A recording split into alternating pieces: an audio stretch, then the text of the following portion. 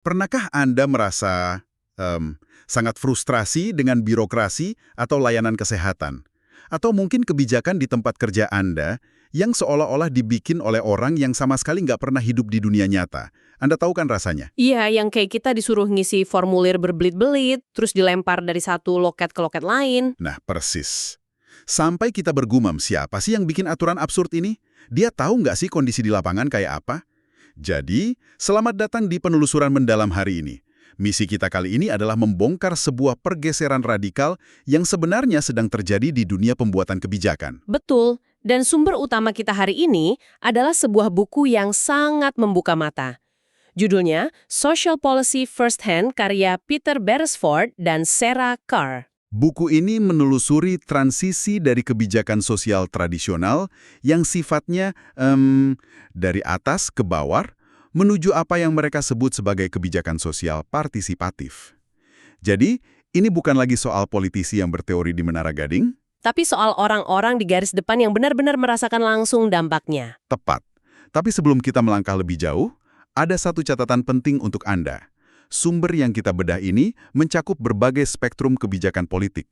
Ada reformasi kesejahteraan yang sering dikaitkan dengan sayap kanan, sampai kebijakan redistributif ala sayap kiri. Dan dalam diskusi ini, kami tegaskan bahwa kami sama sekali tidak memihak pandangan politik manapun, kita murni cuma membedah fakta dan argumen dari buku ini. Betul sekali. Supaya Anda bisa melihat gambaran utuhnya. Oke, mari kita bedah ini. Untuk memahami kenapa sistem kita ini sering terasa kaku, kita harus mundur sedikit ke belakang. Gimana sih awalnya konsep kesejahteraan negara ini dibentuk? Untuk paham akar birokrasinya, kita perlu melihat Inggris pasca Perang Dunia Kedua. Saat itu, kebijakan sosial sangat dipengaruhi oleh cetak biru yang disebut laporan Beveridge. Arsiteknya William Beveridge sebenarnya niatnya sangat mulia. Dia ingin memberantas apa yang dia sebut 5 kejahatan raksasa, kan? Iya, 5 hal itu adalah kekurangan, penyakit, kekumuhan, kebodohan, dan pengangguran. Nah, gagasan ini pada akhirnya jadi fondasi buat banyak sistem jaminan sosial modern di dunia. Niatnya sih terdengar heroik ya. Tapi masalahnya ada di cara eksekusinya. Program bantuan di ruang tertutup, lalu diberikan ke rakyat. Rakyat diharap cuma bisa diam dan bersyukur. Sama sekali nggak ada ruang buat warga biasa ikut campur dalam mendesain bantuan tersebut. Dan ini yang bikin geleng-geleng kepala pas baca dokumennya. Kelima kejahatan raksasa era 1940-an itu bukannya hilang, tapi malah bermutasi. Buku ini merujuk ke argumen ahli geografi sosial Danny Dorling. Dia bilang, di era modern ini musuh kita bermutasi jadi 5 hal baru. Elitisme, eksklusi, prasangka, keserakahan, dan keputusasaan. Iya, dan Dorling menyoroti siklus yang sangat menarik. Dia berargumen kalau keserakahan di tingkat atas secara langsung memproduksi keputusasaan di bawah. Bisa tolong jelaskan sedikit mekanisme abstrak ini? Tentu. Mari ambil contoh di dunia korporat yang modern. Bayangkan ada perusahaan besar yang mau restrukturisasi. Eksekutif di atas memutuskan untuk melakukan PHK massal terhadap ribuan karyawan garis depan. Alasannya bukan karena rugi, tapi demi menaikkan margin keuntungan jangka pendek. Untuk mengamankan bonus mereka sendiri. Betul, atau untuk buyback saham pemegang saham. Itu adalah keserakahan. Bagi eksekutif, itu kemenangan finansial. Tapi bagi ribuan pekerja di bawah yang kehilangan akses kesehatan dan gaji dalam semalam, itu melahirkan keputusasaan absolut. Jadi elitisme melahirkan eksklusi, terus eksklusi menumbuhkan prasangka yang menjustifikasi tindakan itu. Dan ujungnya keputusasaan, siklus yang sangat destruktif. Gila ya. Berarti masalahnya bagaimana sistem kita mendefinisikan nilai manusia. Dan ngomong-ngomong soal nilai manusia, bagian tentang revolusi industri dan disabilitas dari Colin Cameron ini benar-benar bikin saya terdiam. Ya, itu titik balik krusial dalam sejarah kebijakan sosial. Sebelum revolusi industri, penyandang disabilitas itu umumnya terintegrasi di masyarakat agraris.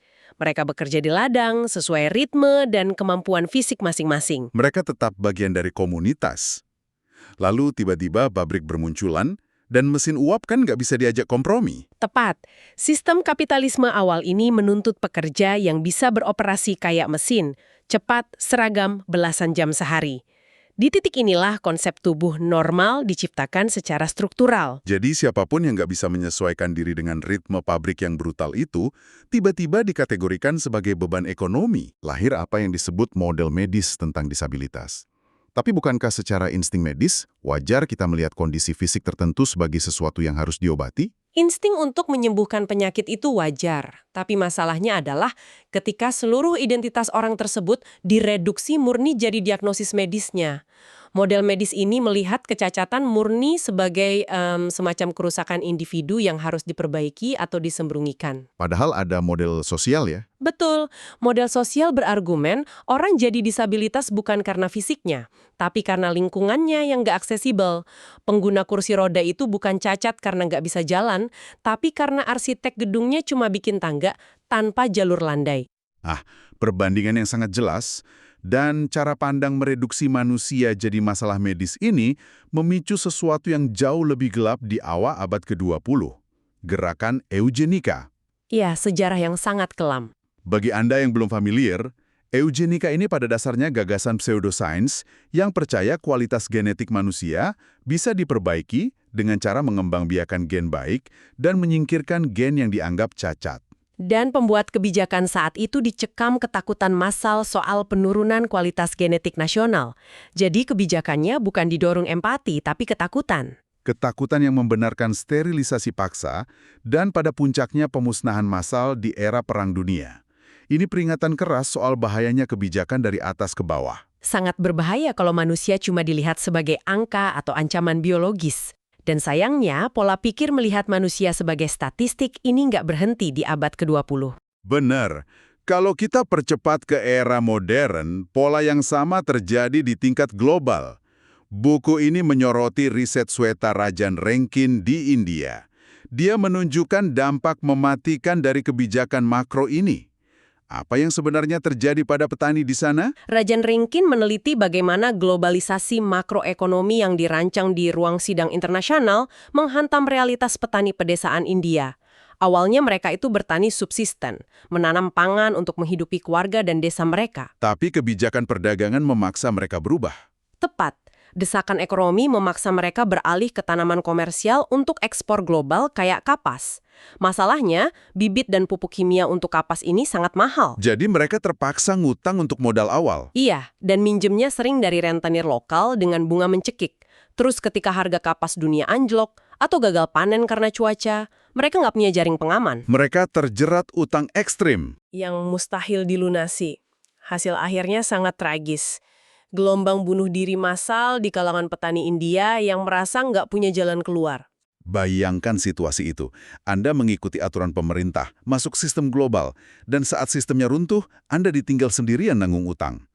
Dan pengabaian serupa juga terjadi di perkotaan kan, soal penggusuran paksa permukiman kumuh di New Delhi. Benar, ratusan ribu orang yang sudah puluhan tahun tinggal di sana mendadak kehilangan rumah demi proyek kota bersih dan pembangunan Metro Delhi. Metrik tata kota terlihat indah di atas kertas, tapi menghancurkan ribuan kehidupan di baliknya. Dan titik buta kebijakan atas bawah ini makin fatal kalau kita berhadapan dengan krisis iklim. Peneliti Margaret Alston membahas ini secara mendalam. Badai memang nggak pandang bulu, tapi dampaknya sangat ditentukan oleh konstruksi sosial dan gender. Ada 2 studi kasus di buku ini yang membuka mata saya. Pertama, kekeringan milenium di Australia. Kekeringan ekstrim bertahun-tahun yang melumpuhkan pertanian. Dan pemerintah meresponsnya dengan pendekatan pasar neoliberal. Nah, pendekatan pasar neoliberal di sini artinya pemerintah lepas tangan. Alih-alih kasih jaring pengamanan sosial, mereka mengonseptualisasikan bencana ini murni sebagai risiko bisnis individu. Menganggap bencana alam berbulan-bulan sebagai risiko bisnis, itu terdengar kejam sekali.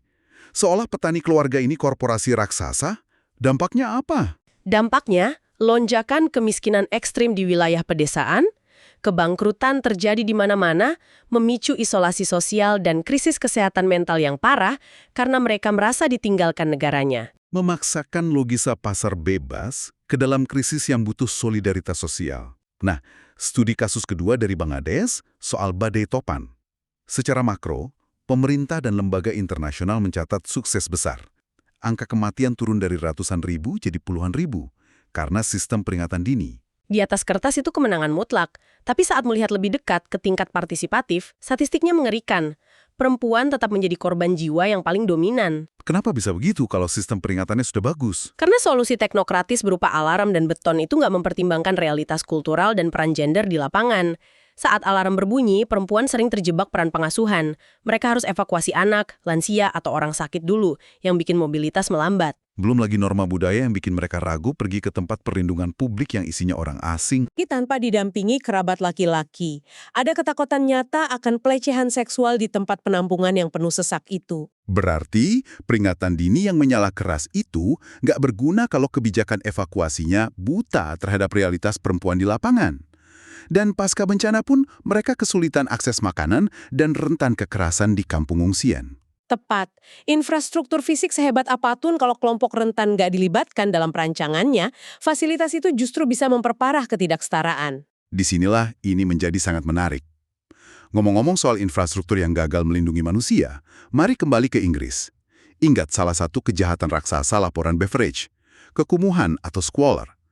Buku ini punya kisah nyata yang tragis dari wanita bernama Alison Cameron. Kisah Alison ini meruntuhkan stereotip. Dia bukan lahir di bawah garis kemiskinan. Dia mantan pekerja profesional yang sukses. Tapi hidupnya berubah drastis setelah rekan kerjanya meninggal saat bertugas. Tragedi itu memicu PTSD yang sangat parah ya. Benar. Karena kurangnya dukungan, dia menumpulkan rasa sakitnya dengan alkohol.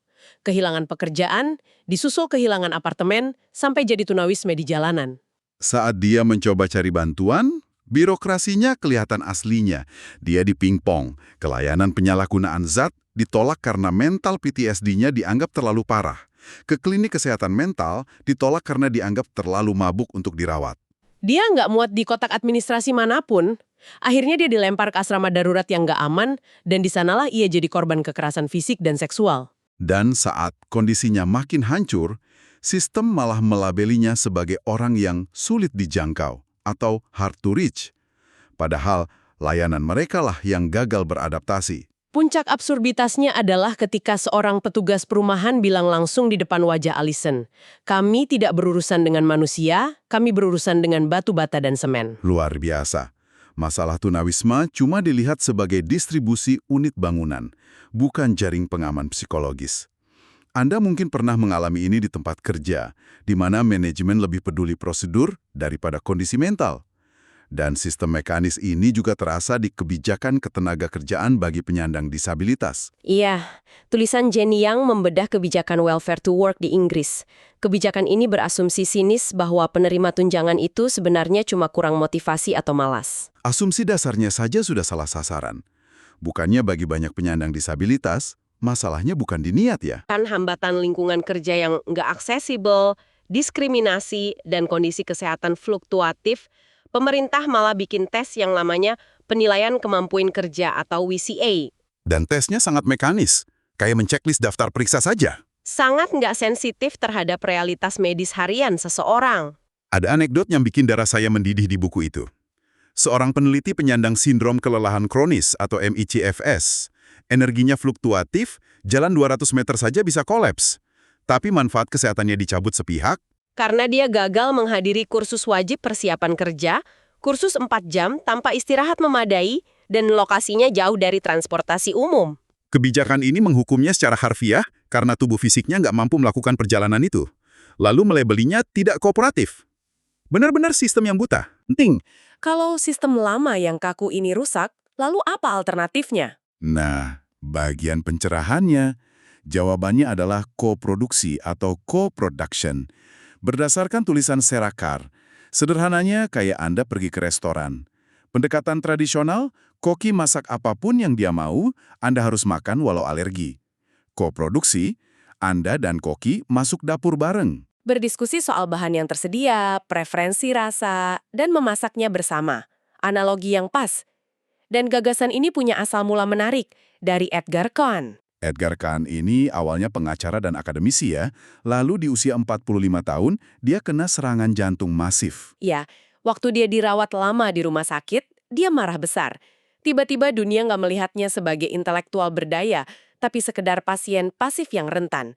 Dan yang bikin dia paling terpukul, dia merasa tidak berguna. Dia merasa sistem mengubahnya jadi manusia buangan atau throwaway people. Dan dari ranjang rumah sakitnya, Kah merumuskan perlawanan.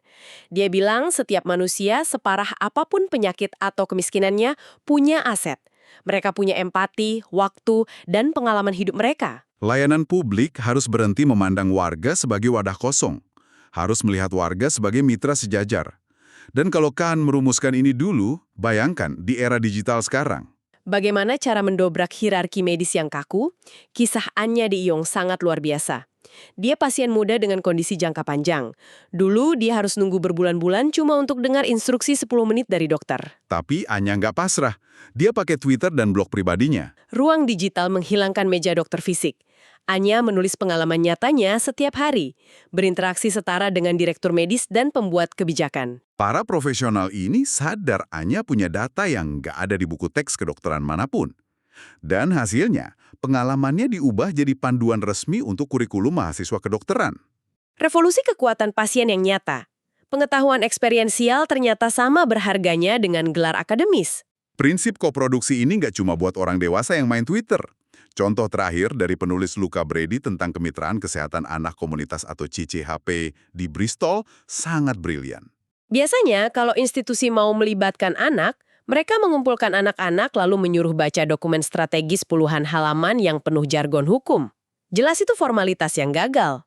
Tapi staf di CCHP menyerahkan kendalinya. Mereka membiarkan pasien muda ini mendesain poster nilai-nilai perawatan yang mereka inginkan, bahkan bikin film dokumenter. Motivasi anak-anak ini sangat murni. Empati. Mereka nggak ingin pasien anak di masa depan mengalami ketakutan dan perlakuan buruk yang sama. Dengan memfasilitasi proses kreatif itu, rumah sakit dapat kebijakan yang manusiawi dan secara psikologis mengembalikan otonomi pada anak-anak. Sesuatu yang sering tanpa sadar direnggut oleh institusi medis. Jadi, apa arti dari semua ini? Anda mungkin sedang menyetir atau bersiap memimpin rapat. Di ranah apapun Anda beraktivitas, merancang aplikasi, aturan kantor, atau produk kebijakan terbaik, nggak pernah lahir dari ruang tertutup. Pengetahuan sejati ada di tangan mereka yang langsung menggunakan keputusan Anda. Jangan remehkan pengalaman mereka di lapangan. Dan sebelum kita selesai, saya ingin meninggalkan satu pemikiran provokatif untuk direnungkan. Saat ini kita berlari memasuki era kecerdasan buatan atau AI. Algoritma mulai dipakai untuk merancang tata kota, seleksi bantuan sosial, sampai prediksi perawatan kesehatan. Ingat, model AI dilatih menggunakan data historis. Dan data historis kita dipenuhi ratusan tahun kebijakan atas bawah yang diskriminatif tanpa partisipasi warga. Pertanyaannya, kalau kita serahkan ke AI dengan data usang itu, apakah kita saat ini sedang mengotomatisasi eksklusi sosial? Jangan-jangan kita sedang mengunci ketidakadilan ke dalam masa depan kita secara permanen dengan kedok efisiensi yang seolah-olah objektif? Wow, itu tantangan besar yang menanti penyelesaian kita. Jangan sampai teknologi malah mereplikasi kesalahan lama kita ya. Terima kasih banyak karena Anda telah ikut serta dalam penelusuran mendalam hari ini. Semoga diskusi kita memicu Anda melihat sistem di sekitar Anda dengan kacamata baru. Sampai jumpa di perjalanan ilmu selanjutnya.